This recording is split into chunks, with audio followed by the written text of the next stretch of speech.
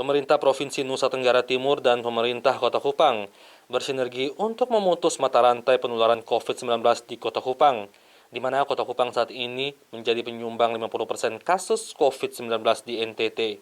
Juru bicara percepatan penanganan COVID-19 Kota Kupang, Ernest Luji, mengatakan Pemkot dan Pemprov telah menyepakati 4 komitmen, seperti komitmen untuk berkolaborasi dalam upaya penanganan COVID-19 di Kota Kupang karena Kota Kupang epicentrum kasus COVID di NTT.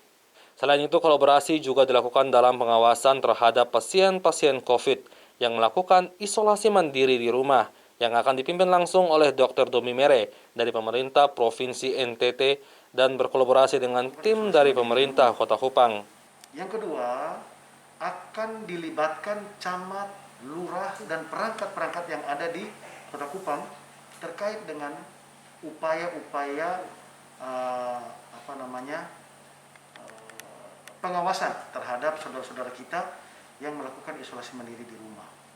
Yang ketiga, berkaitan dengan ketersediaan tempat tidur. Pemerintah Kota Kupang sudah mempersiapkan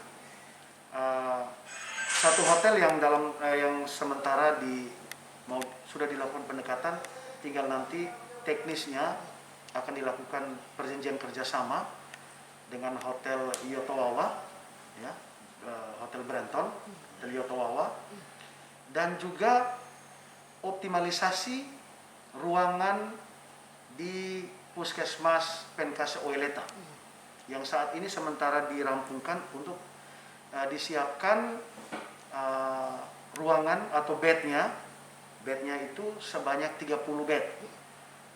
Yang berikut perpanjangan kerjasama yang dilakukan oleh pemerintah Kota Kupang nanti dengan Hotel Nelayan untuk menjadi tempat isolasi mandiri bagi tenaga kesehatan Kota Kupang, ya, tenaga kesehatan yang ada di Kota Kupang. Nah, dari upaya-upaya ini memang membutuhkan kerjasama yang tidak sedikit atau tidak mudah. Maka dari itu pemerintah provinsi, karena Kota Kupang ini adalah ibu kota provinsi dan juga menjadi epicentrum dari penyebaran ini, maka tindakan-tindakan persuasif, edukatif itu dilakukan untuk penegakan prokes. Ya. Ernest juga mengatakan ada kemungkinan jumlah kasus COVID-19 Kota Kupang akan terus meningkat karena masih banyak spesimen yang belum dikeluarkan hasilnya. Sementara saat ini sudah 2.200 lebih kasus. Dan pemerintah juga melakukan tugasnya 3T, yaitu testing, tracing, dan treatment. Ya. Nah, oleh sebab itu, ini kita harus berkolaborasi baik sehingga apa yang diharapkan oleh masyarakat, oleh kita semua itu bisa tercapai berkaitan dengan bagaimana upaya-upaya kita menahan laju pertumbuhan kasus yang setiap hari semakin tinggi. Dan sekali lagi, pemerintah tidak bisa berbuat banyak apabila masyarakat tidak terlibat secara aktif.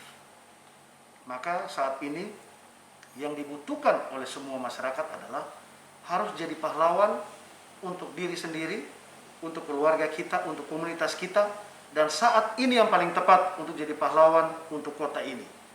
Karena Bapak, Mama, Bapak, Saudara semua akan menjadi garda terdepan dari upaya kita semua, upaya kolaborasi ini dalam menekan angka penambahan positif COVID-19. Jadi Rudolf, AFB TV melaporkan.